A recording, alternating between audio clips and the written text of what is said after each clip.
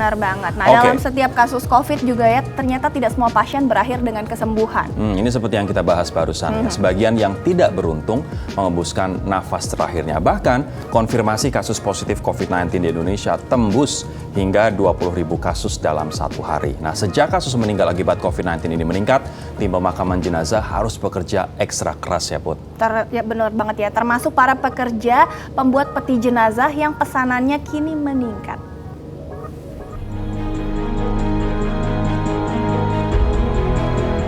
Inliners melonjaknya angka kematian akibat COVID-19 terjadi di sejumlah daerah di Nusantara, termasuk di Kabupaten Purbalingga, Jawa Tengah, sehingga membuat para relawan harus berjaga selama 24 jam.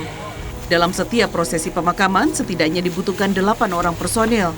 Mereka bertugas mulai dari mengambil jenazah, membawa ke lokasi pemakaman, hingga memasukkan jenazah ke liang lahat. Misalkan ya kita berat juga ya? Berat, terus capek, terus kadang kita belum sarapan, sudah ada tugas yang memanggil. Ini sudah tugas kita sebagai tim pemakaman, ya kita laksanakan. Insya Allah kalau kita berbuat baik, insya Allah menghasilkan baik juga. Insya Allah keluarga selalu dilindungi oleh Allah Subhanahu wa Ta'ala. Setiap prosesi pemakaman membutuhkan waktu antara 2 hingga 3 jam, tergantung kondisi dan lokasi pemakaman. Tidak hanya relawan pemakaman yang sibuk, para produsen peti jenazah juga kewalahan memenuhi permintaan yang melonjak tinggi. Misalnya di kawasan area TPU Pondok Kelapa, Duren Sawit, Jakarta Timur, dalam sehari bisa datang 15 hingga 40 pesanan peti jenazah khusus COVID yang lengkap dengan lapisan plastik dan aluminium foil dari sejumlah rumah sakit. Kayak COVID kan pakai aluminium foil. Nah, yang biasa biasanya pakai kan. Ya kan udah ada yang ngambil tuh, nggak kita nganterin, nggak ada yang ngambil sendiri pakai ambulannya. Enggak, 3, 4. Malam biasanya ngambil ya, Pak? Nah iya, malam. Mirisnya, kematian juga mengintai pasien COVID anak-anak dan balita yang sangat rawan mengalami hilang nafsu makan, sesak nafas berat, penurunan kesadaran pasca kejang, suhu tubuh tinggi, diare, hingga dehidrasi berat.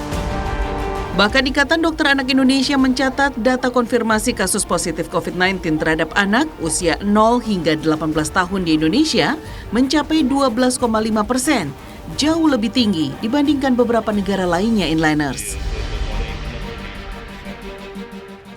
Nah, ini lonjakan kasus ini terjadi khususnya di Jakarta menurut Dinas Kesehatan DKI Jakarta. Jumlahnya luar biasa, jumlah orang yang meninggal ya. Pada 22 Juni terdapat 150 pemakaman dengan protap COVID-19. Kemudian pada tanggal 23 Juni ada 180 pemakaman. Nah, pada tanggal 24 sampai pukul 12 yang saja sudah ada 132 pemakaman dengan protap COVID-19. Ini jumlah yang luar biasa peningkatannya. Jadi kalau misalnya kita pengen melihat kegentingan COVID-19, jangan lihat ramainya jalan raya. Tapi lihatlah rumah sakit dan lihatlah pemakaman yang semakin hari semakin banyak yang dimakamkan di sana.